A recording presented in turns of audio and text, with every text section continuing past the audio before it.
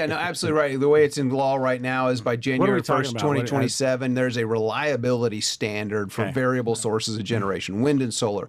The Public Utility Commission hasn't even begun to study it yet. But by January 1st, 2027, any generation that's built after that day, not the 47% of the grid, which will be 50% of the grid by then, at least, has no standard. And so what Senator Sparks is trying to do in one of his bills is saying, you know what, all generation should have to meet a reliability standard, and they should all do it by January 1st, 2027.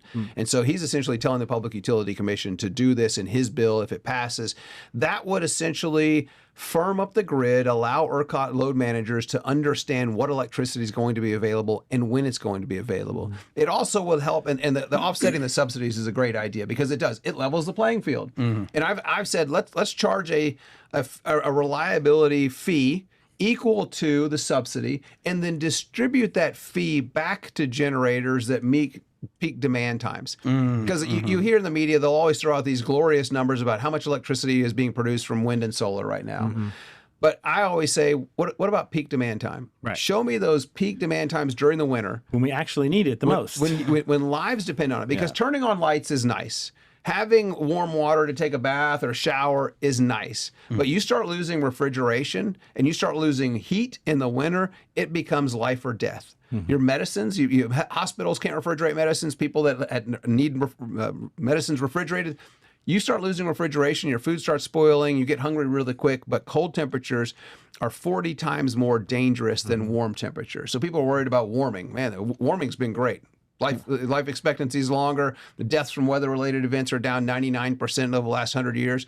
But freezing deaths are on the rise in places in Europe. These are developed first world countries, Germany, the United Kingdom.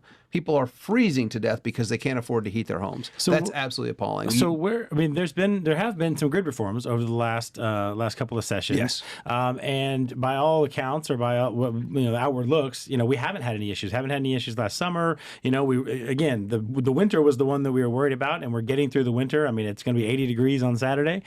So there you go. That was Texas winter, and we didn't seem to have any problems. I mean, obviously, I'm not watching it every day like you are, but it seems like we got through, and that maybe perhaps some of the reforms that we implemented are making the grid more secure. Where would you come down on that? Or how would you grade that? Yeah, because people since Winter Storm Uri, when I was here at the foundation, just every time it gets cold in Texas, I get media hits, and I've usually got about 5 or 6 media hits all over the country. Not in Texas. I mean, it's everywhere all around. Like, what's going to happen? Is the grid going to collapse again?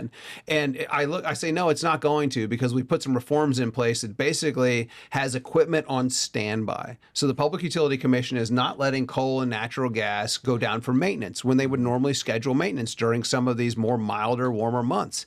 And so now they're not, and they're paying them to be on standby. It's like having a car follow you around in case yours breaks down. You can jump in this other car and go. That's essentially what we're doing. But not the most efficient thing. It's really kind of expensive. I mean, the Life Powered project here, I just saw some of the research, $2.33 billion last year alone in paying equipment to stand by. Wow. That's in case the wind's not blowing or the sun's not shining.